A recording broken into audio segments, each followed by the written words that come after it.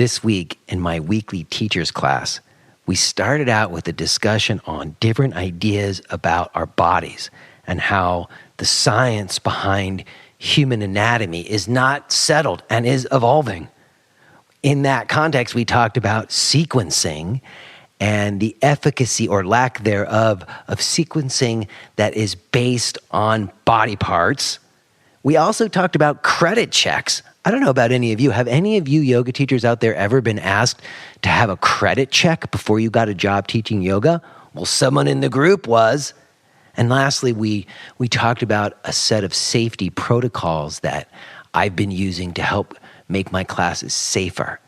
If any of this stuff sounds interesting to you and you want to get in on it, I invite you to participate. It's mostly podcast listeners. It happens live every week. And if you can't make it there live, you can send in questions and watch it on the replay. It's the J. Brown Yoga Teachers Class. You can find it at jbrownyoga.com.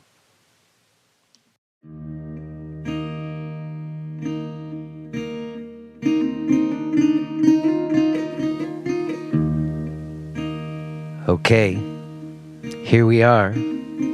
Have you come for J. Brown Yoga Talks podcast? I sure hope so, because that's what you're going to get. My name is J. Brown. I am very grateful that you're choosing to listen. Thank you. How is it going? How was your week? Those of you who were with me last week, it went by quick, right? Fast. What are you doing right now? I wonder sometimes what you're doing right now while you're listening to this. I don't know, running in your car, probably. Podcasts are usually like car drives. I know sometimes it's like you're on your way to teach a class right now, right? Are you running late some? I hope not. Well, you know what I've been thinking about? I was like thinking just now before I hit the button to record. What should I talk about? I don't know. The first thing that came to my mind is this expression. And I have spoken about this before, but it was many years ago that I think that I spoke about this one particular phrase. And it comes from my musician days. Not everybody knows that about me. I had a brief incarnation before yoga teacher that was starving musician. I am a self-taught electric bass player, and I played in a avant-garde noise rock jazz band called Dim Sum Clip Job. And I believe if you Google it, you can still find us. We are still out there somewhere. We had one album produced by John Zorn, as a matter of fact, if anybody knows who that is. He was kind of handing out these little record deals at some point. In any case, I was in this kind of crazy band, and you know, my role in the band some of the time was to kind of hold down some semblance of rhythm, some kind of beat or bass line that everybody else would just sort of go off on and go out into the stratosphere of like noise and Coltrane or whatever. And I was just the guy who was like tapping his foot and holding it down. And sometimes I have that feeling about like the way my life's happening, that there's just some periods of time where, you know, nothing particularly bad happened this week. There was nothing like significant or like really troublesome. And in fact, it was a pretty good week all in all, but it was just about holding it down. Just keep my foot tapping, keep the song going and try not to miss a beat, you know, just holding it down, people. How about you? I hope that you're holding it down on your end. Thanks to everybody who reached out to me this week about my daughter and her little watch phone. It worked out good. Those of you who don't know what I'm talking about, I got an 8-year-old daughter, and I got her like a little watch so that she can call us so that we would feel more comfortable to let her walk home by herself. She's kind of the only one in her class, I think, really. But it's worked out. She's been super responsible.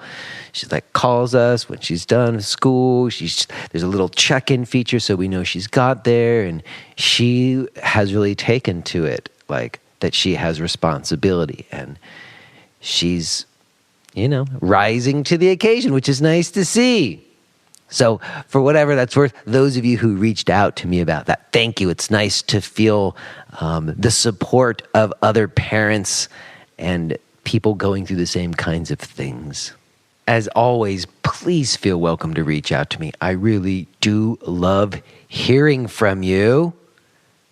Now, today's talk with Philip Goldberg is really significant for me personally. You will probably hear a little bit of that in my voice and the way that I speak, especially like my long-winded intro. It's just when I speak to a writer who I really, really respect, I just wanted to try to like match what I saw as a certain caliber of intellect. And so I feel good about the conversation. It was super fun, and I think that American Veda is incredibly informative. I think it's a book that yoga teachers should read. Phil has a new book on the life of Yogananda, and his work is invaluable, and I'm just so glad I had this chance to talk through what I think is maybe one of the most important conversations we could be having about yoga. So, very cool. You're going to get to hear it today. Before we do, let me mention that today's podcast is sponsored by yogabookswholesale.com.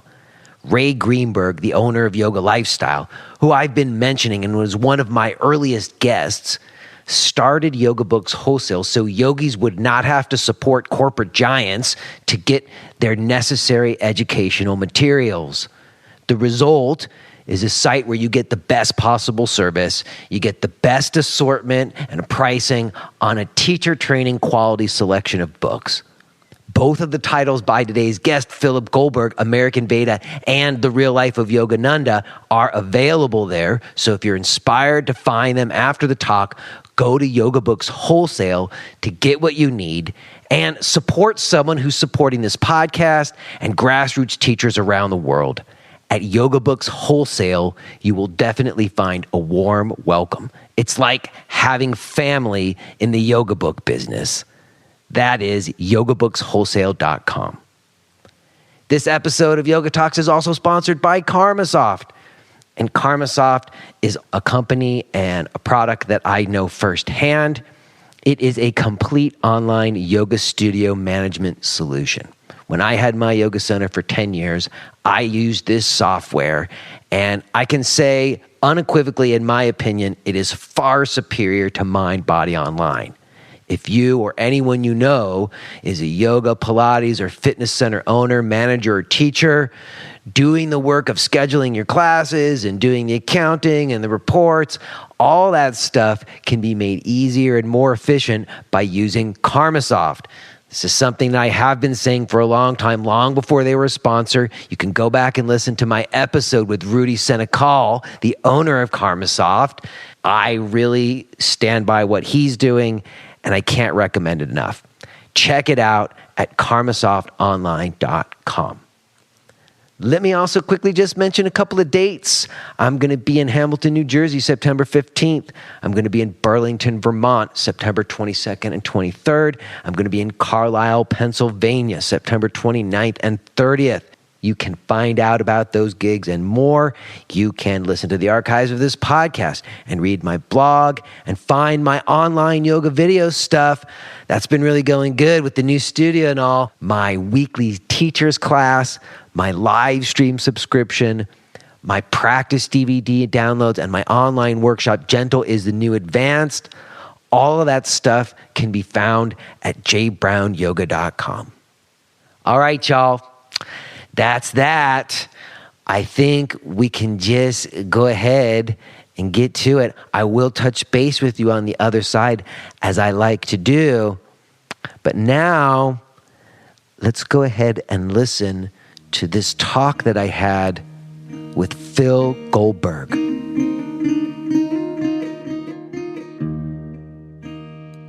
Hello? Hey, this is Phil. Hey, Phil. How are you, my friend? Okay, how are you? I'm doing pretty good. Just sorting out the little bit of tech issues here, but I think we got it worked out. Oh, good. Okay. And how are you doing? Are you in Los Angeles? Yes. And what part of Los Angeles? I'm in a little area between Marina del Rey, Venice, and Culver City. Okay, because I grew up in the San Fernando Valley. I try to avoid it. I have not been there in a very long time, but LA is one of the only other places I kind of know other than sort of like New York. Is that where you are, in New York? Well, no. I'm in Pennsylvania. I was in New York for my whole adult life, but I moved from New York a year ago to Pennsylvania, which is actually, it's funny. I'm so glad that you reached out. I really appreciate it. I was thinking to myself, gotta promote. Well, no, but forgetting about that, I was thinking to myself, why have I not reached out to you already? And I know why, because you and your writing hold like a very like special place in my mind, and you wouldn't know that at all. But I almost feel like if American Veda had a part 2, it would be my life. Essentially, I know what you mean. I mean, well, because your book's so much about like the effects of India on Western spirituality, and I'm like the test case for that. I grew up in Los Angeles in this conservative Jewish household. I was a bar mitzvah. I remember I did all the Torah portions at my bar mitzvah because I was like this kiss ass. So I didn't just do my Haftorah, I did all the Torah portions. And people came up to me and said, "Oh, it's so nice to see a young man taking such an active role in his Jewish education." But by the time I was 16, I had read translations of the things that I had learned and didn't believe any of it.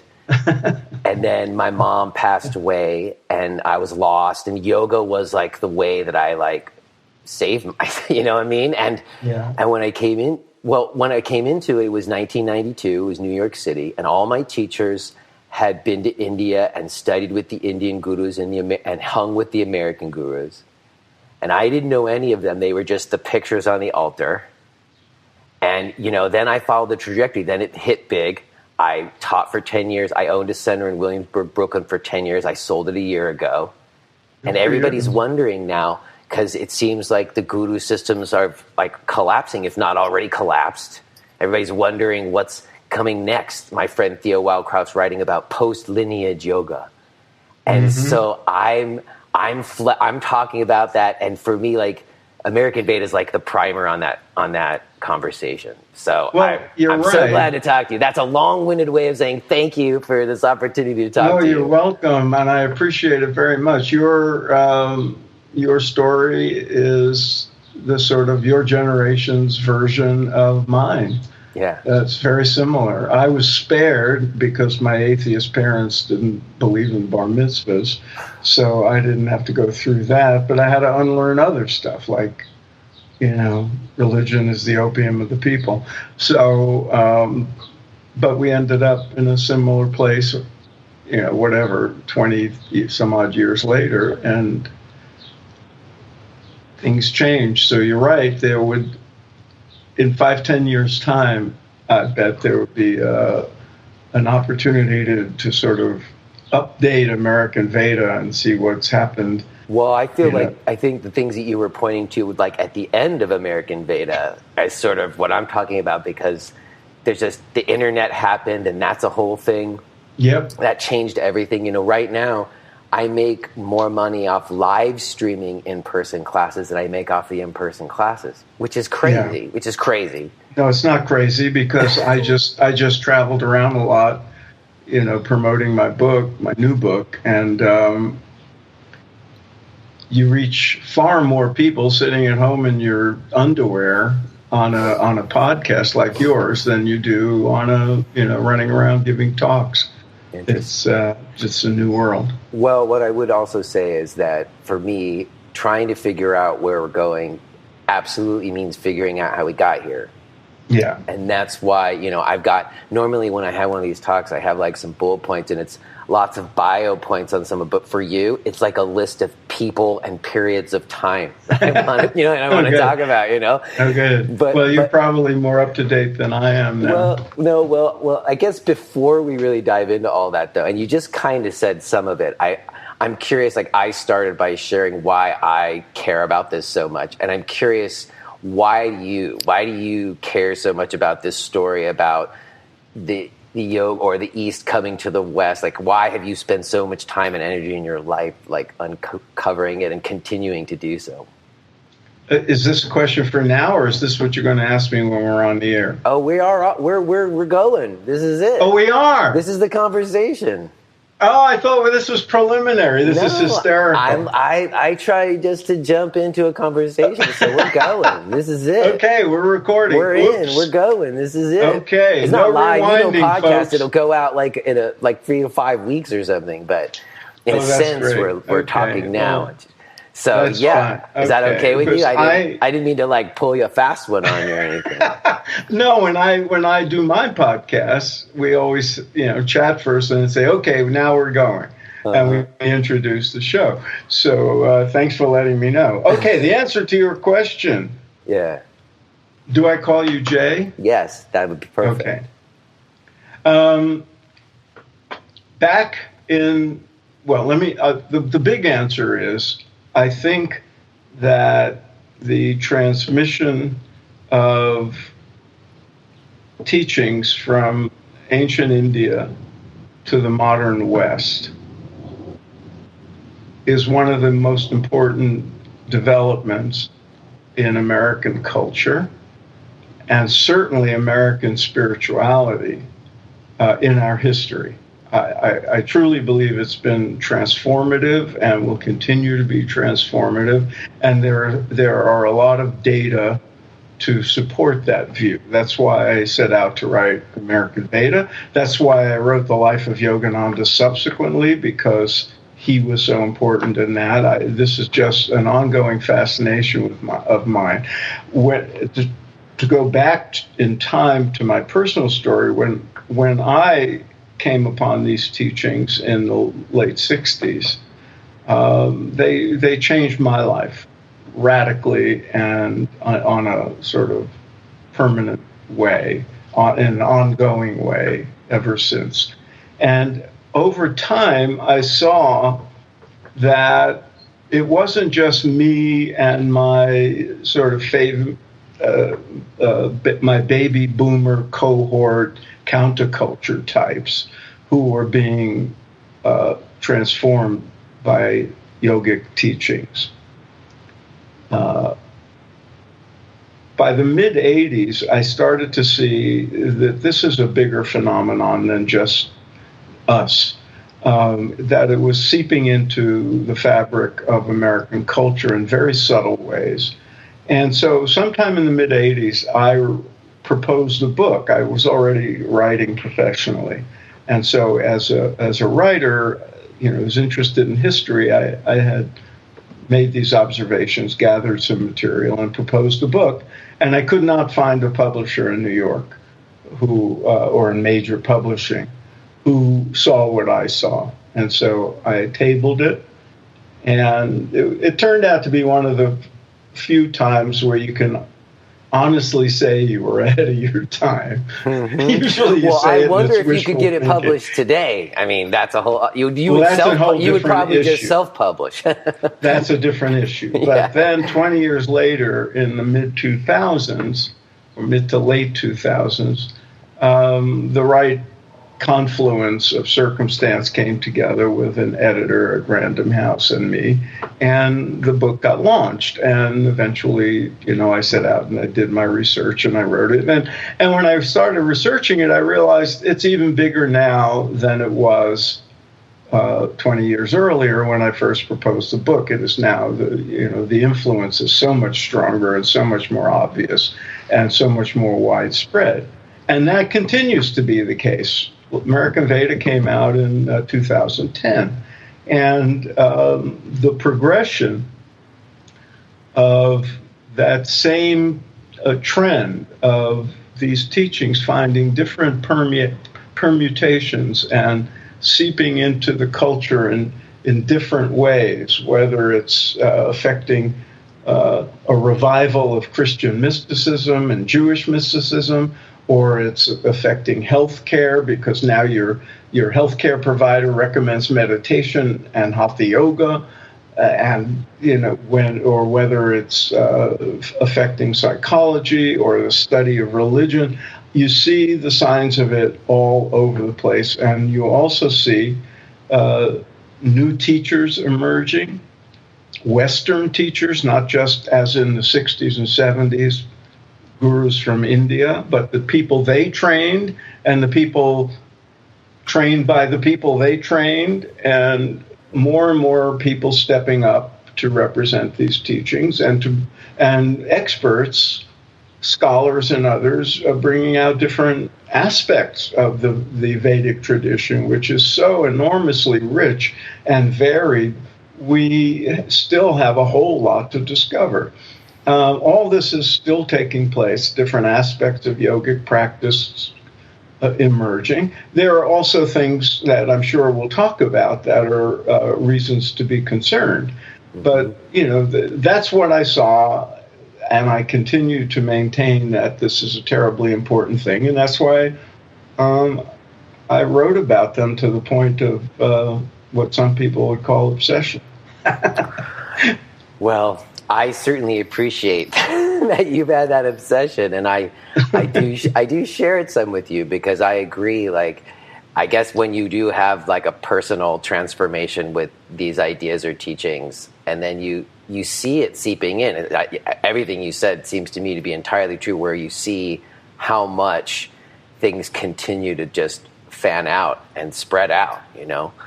I guess I want to sort of jump into, like I said, this list of people and kind of go back.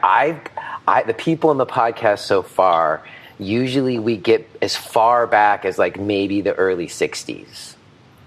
And then, it goes back much further. I know. And then recently, I think I mentioned in an email, I had like Jerome Armstrong on, and he did this book on Calcutta yoga, and we went much farther back, and we did touch on Yogananda, and just a little bit. That's why we're definitely going to get into Yogananda today.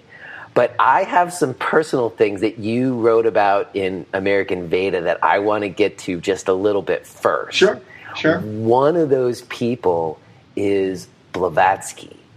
Oh, yeah. Because I sort of came upon Blavatsky and the Theosophical Society at like a really early time in my yoga practice. I just found that this like Yogi Ramacharaka book that actually Michelle Goldberg wrote about that a little bit in her book on Indra Devi. And I find it very intriguing, because that does seem to me where it was the earliest time where sort of Western and Eastern were coming together some. Yeah, and it goes back even further than Madame Blavatsky. So how far would you take it back? Where does it go? I begin American Veda with the Beatles going to India in 1968, but that was just a literary device because it was such an important moment. But I have it on my list, but it comes later in history. But yes, it does. It does. But I don't begin the book with the earliest time in history. I begin with this sort of seminal moment of the Beatles. But I go back to the early 19th century when it really is the end of the 18th century and then into the early 19th century when the first good translations of some of the Indian sacred texts, the first translation into English of the Bhagavad Gita, and dispatches from Calcutta, which was really the center of Indian culture and spirituality in those days. There was a strong link between Calcutta and Boston because of the Unitarian missionaries in Calcutta.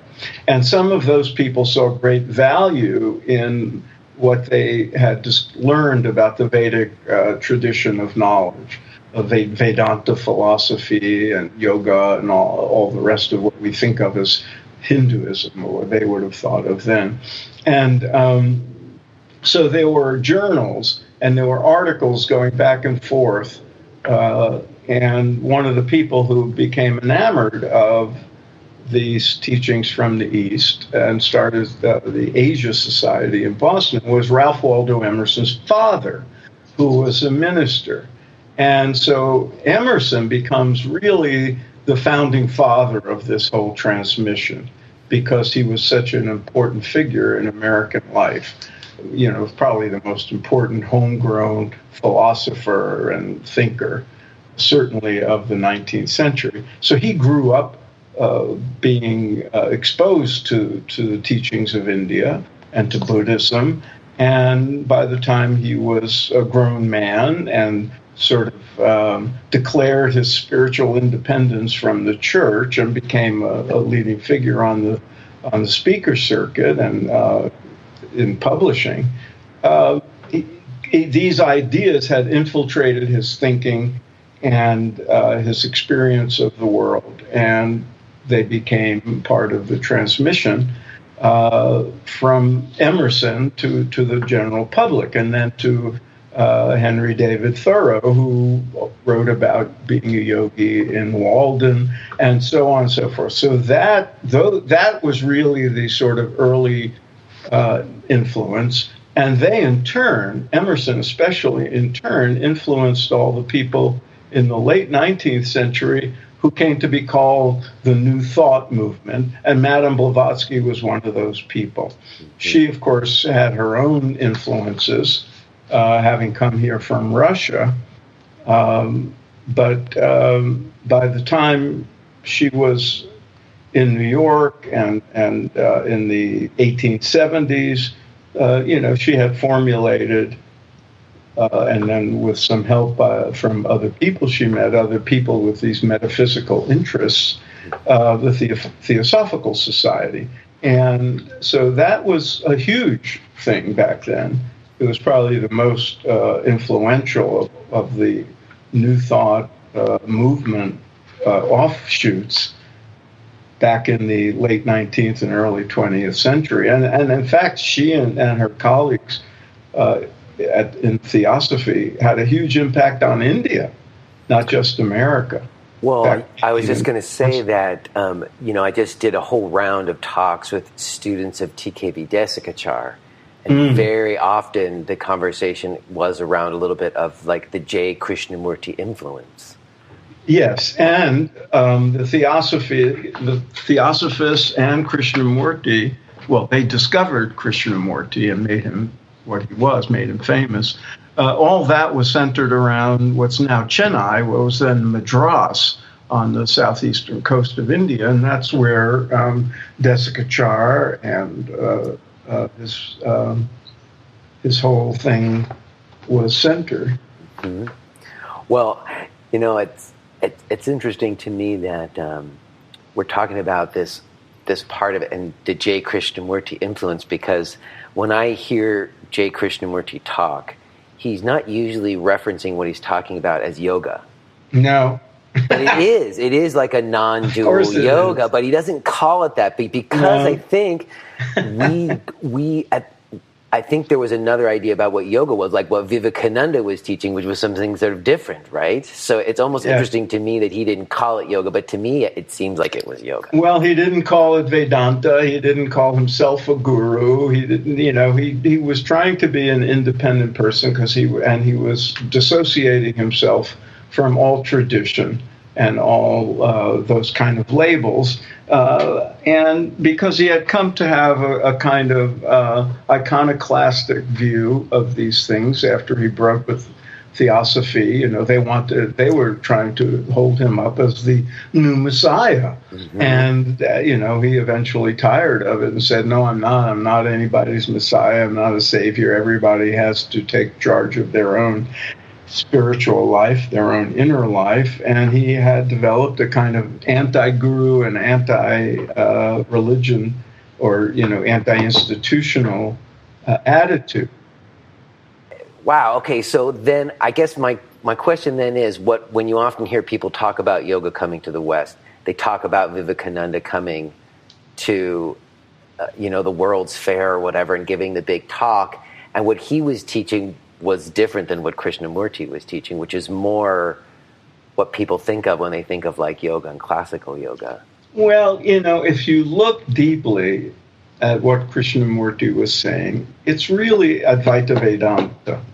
He didn't use labels, and he was very inventive and individual in his articulation, and brilliant. But the core teaching philosophically is Vedanta, and the core message of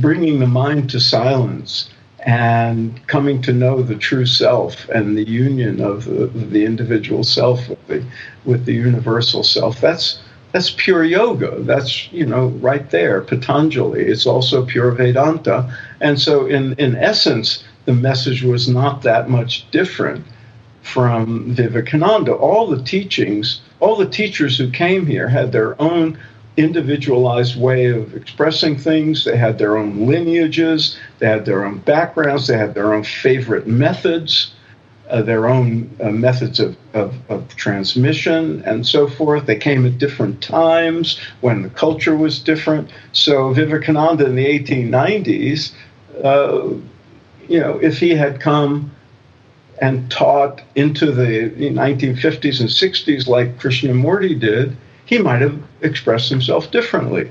Yogananda expressed himself differently when he came in the 20s and 30s. So, but the core teachings, the core essence of the message is the same. But all the teachers are different for various reasons, and Krishnamurti was more iconoclastic than most. Mm-hmm. Well, you mentioned Yogananda, and I know that and I'm sure you found this too, when I always ask people, what got you into yoga, one of the main things that people point to is Autobiography of a Yogi. So yes, indeed. It makes sense that following American Veda with a book just about Yogananda makes a lot of sense to me. Yeah, it did to me too. It's true. When I was researching American Veda, I interviewed over 300 people. And I would say, how did you first get involved with these ideas and practices that came from India? If they mentioned a book, by far the most frequently mentioned book was Autobiography of a Yogi. You want to guess what number 2 was? Maybe Lilius Folan. No. Oh, if it was a book, I don't know. What? Ram Dass, Be Here Now. Oh, right. That makes sense. But Ram Dass mentioned Autobiography of a Yogi when I interviewed him. So it was, that's how influential it was. So yes, when I was writing American Veda, of course I had read Autobiography of a Yogi in 1970, so I knew how important it was. I never became a disciple of Yogananda's or a student, but he was one of the many teachers who I held in high esteem and learned from. And then when I was writing American Veda, I realized just how important he was and how interesting his the narrative of his life was, because we knew a good deal about it. And it was fascinating to me how he became who he was, and how he addressed bringing these teachings into American life in the 1920s and 1930s, when he was, one of very, very few representatives from India, and certainly the most prominent. And so I became fascinated by his story. And of course, in American Veda, I wrote about him, but I couldn't tell the whole story. And so, a few years after publication, I did a little more research and realized how much was left out of Autobiography of a Yogi, and that there were huge gaps to be filled in telling the story of his life, which was a very, very important and consequential life. Well, like I mentioned, we we referenced him some in this talk when we were learning some about Buddha Bose and Vishnu Ghosh, Yes. who I didn't know much about. And it was interesting to hear how one of the reasons is that they did have some tragedies that befell them that may have kept them from having more of the limelight that they might have had. Those two, you mean yeah, Vishnu like the plane crash, and seemed like there were some key moments where things were maybe gonna be just as well known as Mr. Iyengar or Krishnamacharya, but ended up not being well known. I didn't know much about them. I didn't either. I look forward to listening to that interview. Yeah, well, I learned a lot from it. And he mentioned that Yogananda was a student of, who was it, Buddha Bose or Vishnu Ghosh? I can't remember. I'm not remembering off the top of my head. Vishnu Ghosh, for your listeners, is Yogananda's baby brother. Okay. Oh, that's right. He came and after. So and so when Yogananda came to America in 1920, Vishnu was only a teenager. Because Yogananda himself was 27. I think there were 10 years between them. But by the time Yogananda returned to India for a visit in 1935, Vishnu had become a very famous physical culture expert and yoga teacher. And his legacy continues. You know, his son, and then now I forget how the relatives, shake out. But the institute he started in the neighborhood they lived in Calcutta is still there, run by, another generation or two later. So he became a very influential teacher in India, and actually had a tour here in the States while, that Yogananda, obtained sponsorship for later on. But so say that again. Yogananda obtained scholarship to come here to the West, or who was Yogananda? No. I'm sorry. Yogananda came to the West in 1920. Saw his brother in India in 1935 when he visited, and by then Vishnu had attained some status and fame as a teacher himself. And then Yogananda in later years, and sometime in the early 40s or late 30s, I can't remember, helped to sponsor a tour by his younger brother and Buddha Bose in America. Gotcha. So what was it that brought Yogananda to the West? Well, he was told as a boy, well, actually his parents were told when he was an infant that, their son had a certain destiny.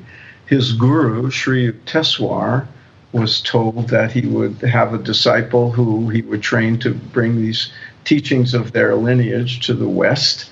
He recognized that person as the young man who became Yogananda, and the training commenced. And then, a couple of years after Yogananda was made a Swami, he had a vision that it was time to go to America. And the circumstances that followed rather quickly, I loved researching and writing about, because it was, a series of things had to happen to enable him to come here.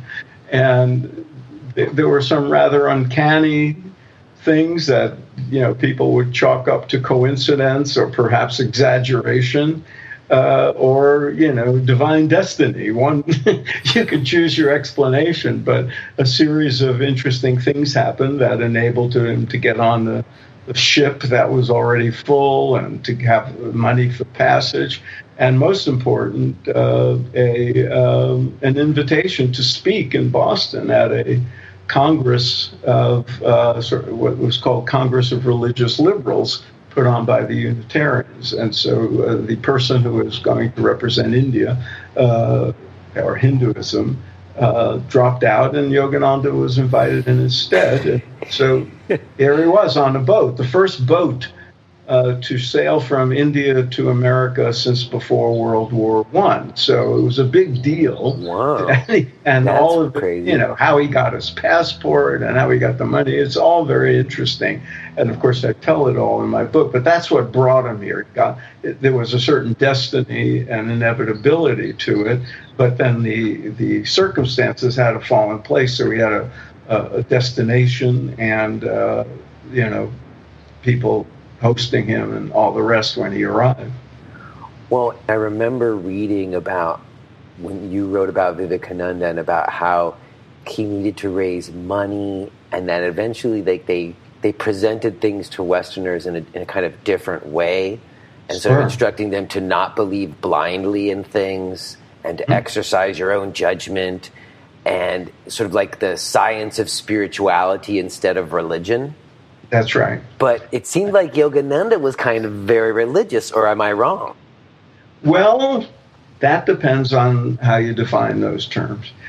Most of the gurus who came here, you could say, were religious in their own way, in their own lives. They were usually part of a lineage that they revered and valued. They were, in most cases, traditional disciples of gurus who had become monks or brahmacharis or sannyasis or swamis in a traditional way. They were in most cases fairly devotional in their personal lives, but that's not what they presented. What they presented was, as you called it, a science of spirituality. Yogananda's first talk at that Congress in Boston was titled The Science of Religion. And that a variation of that speech became his first book, a little thin book that you could still get. And so that was the approach. You didn't have to be a Hindu like he was. You didn't have to convert. You didn't have to take him on as a personal guru necessarily. You could listen to what he had to say, evaluate it with respect to your own criteria of reason and logic, and most importantly, try the methods that were sort of the lab work to the ideas they were presenting, and see if it changes your life, see if it pans out, see if the hypotheses are validated in your own experience. And that's how most of the teachers presented the ideas and concepts that came from India, not as religion, but as a science of spirituality that was subject to empirical experience and personal observation, and not dependent on faith or dogma or belief. That said, Yogananda had a great respect for the world's religions, as most of the teachers do. But, he had his own yogic take on religions. Nobody spoke about Jesus and Christ's message of all the gurus, they all love and respect Jesus for being a great yogi or an avatar. But Yogananda took it much further and wrote a great deal about him, spoke a great deal about him. But, his take on Jesus and the message of Christ was very different from what you find in the average church. And so, it's interesting to me that you're saying this, because I know a few people who are like in the self-realization fellowship quite passionately. And when they speak about Yogananda, they speak of him as a guru and avatar more. Yeah. Well, that because they are disciples. Yeah. But, think of all the many, many people. And there's many of them around the world. When you go, in most cases with the gurus, there are degrees of involvement. So I'll give you my example. I was drawn to Maharishi Mahesh Yogi in the late 60s, and I learned his transcendental meditation, sort of when he became famous after the Beatles. I became a teacher of his methods, and I worked for that organization for some years, representing. And for me, he was my guru. But there were millions and millions of people who learned to meditate in that way for whom that was not part of the deal. They just meditated. Similarly, there are yogis doing various forms of hatha yoga, doing various forms of bhakti, chanting kirtan, whatever. They may be associated with a favorite guru or guru lineage, but there may not be disciples. They may just be, students a little on the periphery. But with every guru, when you got very close, you could become essentially a disciple. And it was required of you if you had a certain intimacy with the guru and certain responsibilities in the guru's orbit. So Yogananda was no different from that. There were people. If you are hearing this message, then you're listening to the free version of J. Brown Yoga Talks. To hear the rest of our conversation, please subscribe to Podcast Premium at jbrownyoga.com/premium.